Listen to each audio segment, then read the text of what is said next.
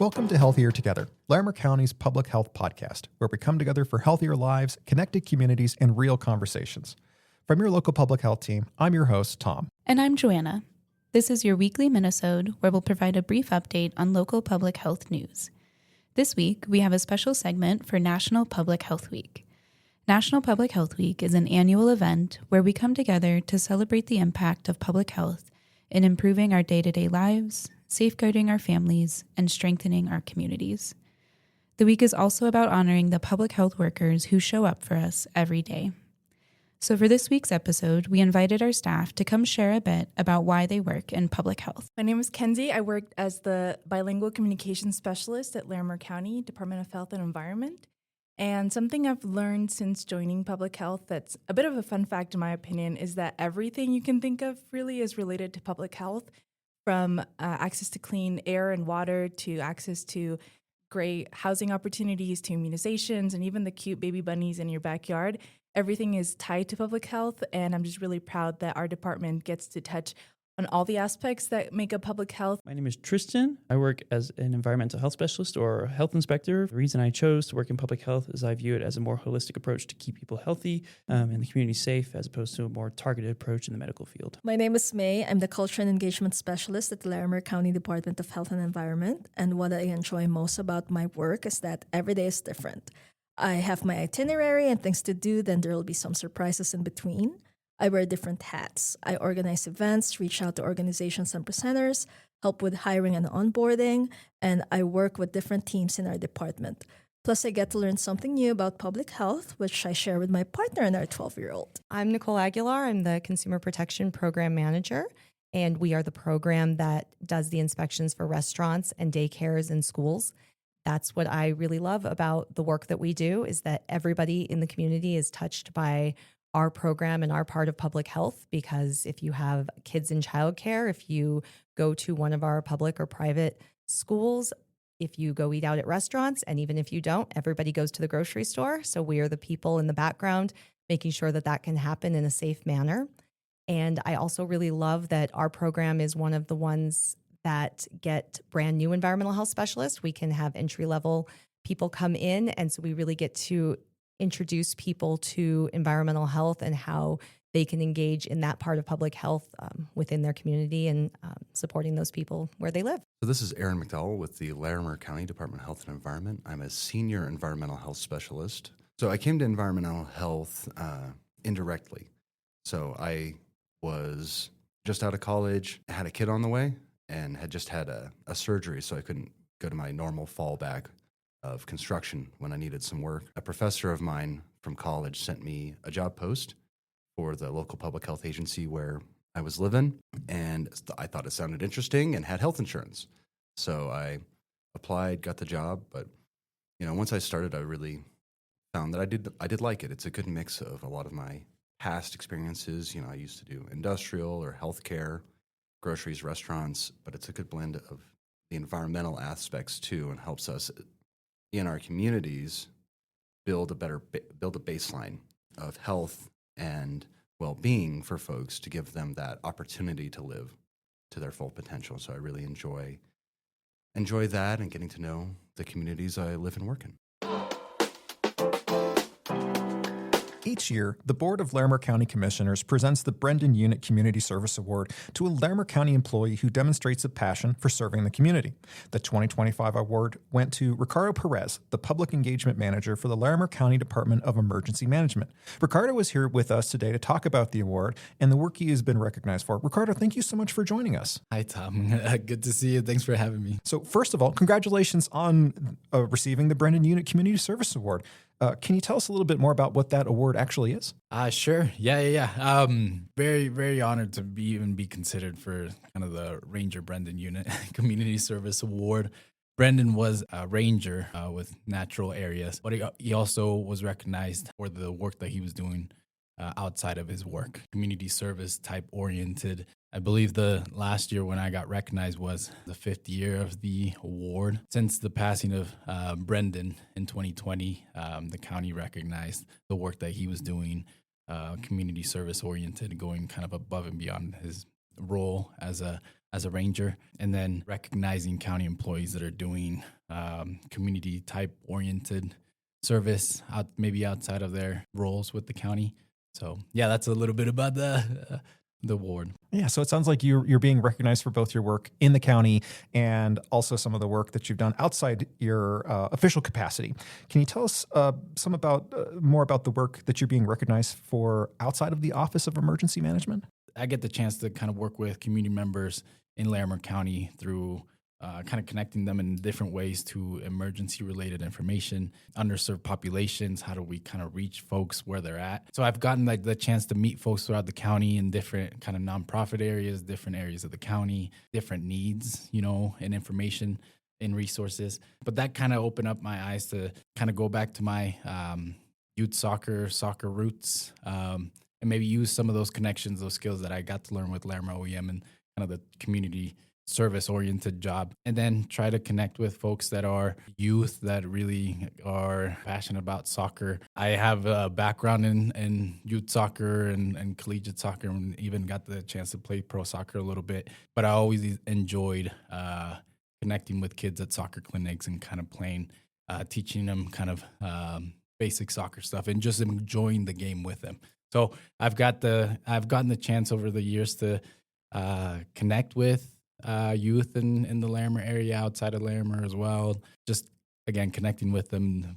Kids love the sport. The sport did amazing things for me growing up. Got to meet a lot of people, got to play in different areas, even outside of the country too. So gave me a lot of positive experiences that, I've had the chance to connect with folks, with youth in different organizations and mobile home parks, different kind of youth soccer organizations, and parents as well. Gotcha. So one of the efforts it looks like that you were being recognized for was your work with the Nueva Vida Mobile Home Park in Fort Collins and the creation of the soccer field there. Can you tell us a little bit more about that?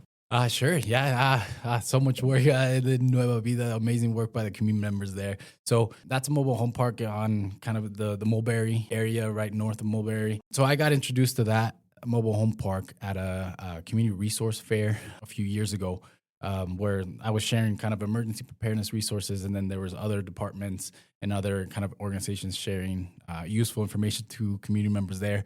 So we got to meet some of the community members there, and then we learned that there were some kids from the mobile home park that lived there that were playing soccer at the space near the front of the mobile home park, and how maybe there wasn't a fence, there wasn't any goals. It was more kids just wanting to play, and they saw a space, and it was right there in their neighborhood. So myself and then a few folks at the fair there, we were kind of brainstorming, how cool would it be to kind of support the kids? They already have a space, but maybe we could get some goals donated, some soccer nets as well, and then kind of see how we can kind of make this thing a little soccer field. So a lot of work from different folks. We got goals donated, the nets donated as well. And then we put together kind of a celebration for the kids. We brought down kind of the Colorado Rapids mascot, Rapid Man. Hooter Fire Authority brought their fire truck as well with some firefighters. A few departments pitched in for a food truck to have food for the community there. One of the community members from the mobile home park had a sound system for like weddings and quinceañeras. So they brought it in. So we made it kind of a party kind of thing with the community members. We ran like a little pickup soccer game with the kids. Adults were even joining in the fun. And it was an afternoon of just having a celebration about the field with the kids. And a lot of work from different folks to be able to create that, and it was just so cool to see the kids enjoy the soccer field. Soccer balls were donated as well, some soccer gear, and it was pretty cool to see. Yeah. Do you still play soccer with those kids? So I drive back past that mobile home park and the soccer field basically once a week, and I haven't had the chance to go back and kind of play a little bit with the kids in a little bit of time, but it makes me so glad to see. And when I drive past it and I see kids still playing there, it's incredible. So I'm very happy to see that the kids are still enjoying it. But I hope to come by there soon and engage with the kids and play and see how the field keeps growing. Well, that's very cool. Can you tell us a little bit more about your professional experience with soccer? Sure. So I played Division I soccer at Creighton University in Omaha, Nebraska. So I played 4 seasons there while I was getting a bachelor's in business administration. But I grew up playing here in Fort Collins. I'm originally from Mexico, but we came to Fort Collins when I was 8. So I grew up playing rec soccer in Fort Collins. Played for Fort Collins Arsenal Soccer Club, I think a few years, like U11 through 13. And then went to play kind of youth soccer academy at the Colorado Rapids, probably 14 through 18. And then I went to Creighton University, played 4 years, and then landed with the Colorado Rapids as a homegrown for a few years there. But I got the chance to play in Charlotte, North Carolina, in Lansing, Michigan, and then in New Mexico, Florida as well. But yeah, soccer was always it was a family thing. Yeah, my brother also played soccer professionally in Mexico. He was a goalie. Who's the better player, you or him? Well, I'd say he's a goalie. He's the best goalie. Yeah, I couldn't touch. I would not go in the goal, but I think I could beat him. I could shoot the ball, scoring goals. But that's the competitive nature that we had as brothers. Was he was in goal and then I was shooting, and naturally we would both kind of train each other and kind of improve what we were doing. So yeah, good question though. That's funny. And this kind of goes back to another question that we had, just to kind of hammer home the point. I mean, these are really important spaces for kids, especially. Did you have something like that growing up when you were a kid? Yeah, good question. I don't think so. Not in my specific neighborhood where I grew up, but in Mexico, soccer is the most popular sport in the country, and in many other countries outside the U.S. as well. But in Mexico, you have kind of very humble soccer type environment, places in neighborhoods. You know, it could be like a concrete slab with some metal basketball hoops, but underneath the basketball hoops, you have a soccer frame goal, you know. So there's ways to, put that in the neighborhoods. That's kind of what I grew up in Mexico. Was you could find places, a space to go play soccer, and you also don't need a lot of things to be able to play soccer. You need a soccer ball, but if you don't have a soccer ball, people get really creative and find a water bottle, you know, kind of you find the way to play. But that's kind of the background that I had. Is in Mexico, you have kind of that, it's in the neighborhood, you know, being able to play. So once I started working kind of in the community here and through my kind of soccer journey, I think I was curious to find if there was any other opportunities. So when we learned about Nueva Vida, it was like things were clicking in my head of maybe this is a place where we could kind of support. And there's already kind of the youth rallying around the sport, and there's a location, maybe just a few things to help improve it. But basically the location was already there.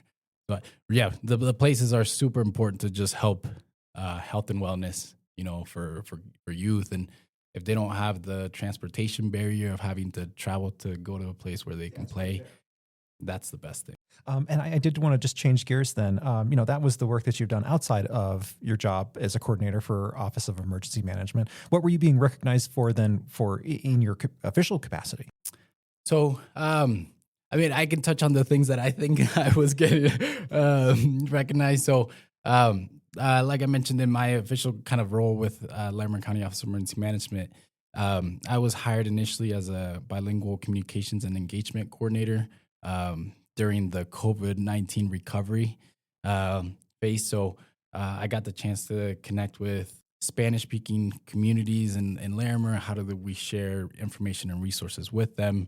Kind of serve in a community liaison role to learn about their needs, kind of share it back with the county. And then ever since, been able to kind of connect with other underserved communities in Larimer County. So yeah, really grateful that I have the role to be able to learn and kind of engage, build relationships with folks, try to learn about some of the needs in the community and kind of connect Larimer County resources with them. What kind of needs do you see there? I know one of the things is kind of basic resources for information. Obviously, there's the world that I live in is emergency preparedness. So receiving information for emergency alerts, you know, evacuation information, how do we kind of put together a go kit if we need to evacuate, kind of those things. Those are kind of specific to emergency preparedness, but also there's communication resources, right, folks? need housing. I could go on and on, as maybe we all know. But So what kind of volunteer or community outreach activities are you involved in currently? my wife and I, we've been volunteering with Soccer Without Borders. So it's an organization that helps youth kind of from diverse backgrounds also get that environment of organized support in soccer, but also youth development, communication, teamwork, collaboration, things. But yeah, we've been volunteering with them in Greeley. And then I've been volunteering kind of with the Jedi Coalition as well. Also within Larimer OEM, kind of a role, but more as a kind of interested partner in the community. What is that organization? So the Jedi Coalition, it's Justice, Equity, Diversity, and Inclusion. That's the acronym for Jedi Coalition. And that group is a group of interested folks, community members in Larimer County, also folks from organizations like government or nonprofit that are interested in kind of advancing equity, diversity, inclusion topics in the community.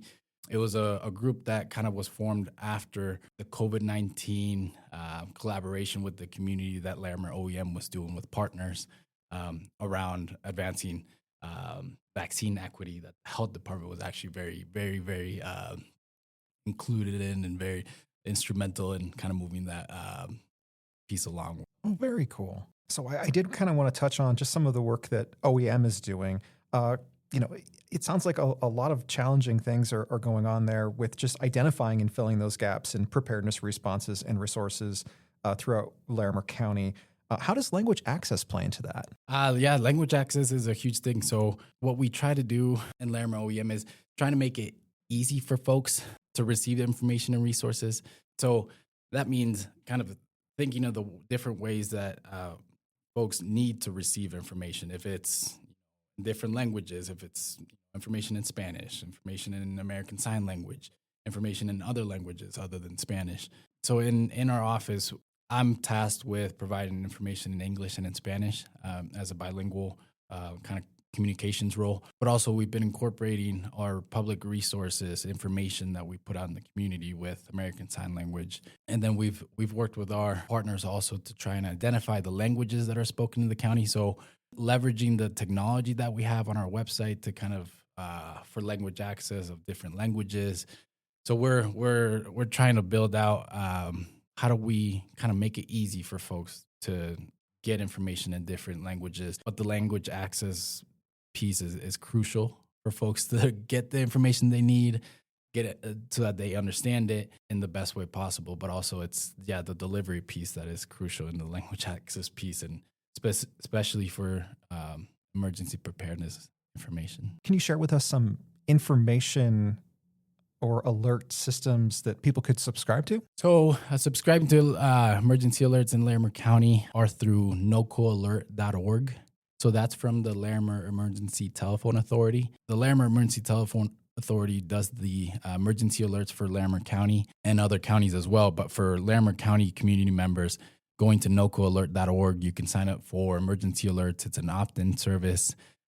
You can create an account on nocoalert.org and then kind of share the locations that you want to receive emergency alerts at. And then you can select which notifications to receive. But yeah, all notifications in the county for emergency alerts are through nocoalert.org. So I just to kind of wrap up here, do you have any advice for people who may be looking for ways to volunteer in their communities? Yeah, I think in my experience, just in volunteering, with youth, with different community organizations, with different community members, it's been cool to just learn from folks. At the beginning, I didn't know maybe a lot of folks, a lot of organizations. But back when I was playing soccer, even in college and professionally, it was more of volunteering with the organizations that I was exposed to. So it was school districts and boys and girls clubs. And so that's kind of how I started. I just kind of volunteered with the organizations that I knew of at the time. So if folks know of, one or two organizations that they're interested in that are around their neighborhoods and their community, that's a great way to get involved and get started, because you'll be surprised about all the amazing work that they're doing and the work that they do to help others. So yeah, if you know of, it doesn't take much to start. Just maybe checking in with your local organization that you're curious about that are doing great work in your community, starting there. And then you never know what other connections, what other organizations are also doing work outside of that piece. But yeah, the biggest thing I think is maybe just trying it out. Trying it out if you haven't volunteered yet. It's really cool to see the work that people do to help others and the way that they do it genuinely and then the fun that there is in it too. So That's great advice. And I guess one final question before we finish for today. World Cup this year. Any teams that you're watching in particular? Oh, of course. Mexico, of course. US. Definitely probably my two top ones that I'll watch, and then there's the big teams too, the Germany, the Brazil, the Italy, Netherlands, Argentina, so good. So yeah, I could chat with you about soccer all day, but yeah, really excited for the World Cup. Oh, fantastic. Well, Ricardo, thank you so much for joining us. We really appreciate you taking the time. Of course. Until next week, stay well, stay connected, and remember, we really are healthier together.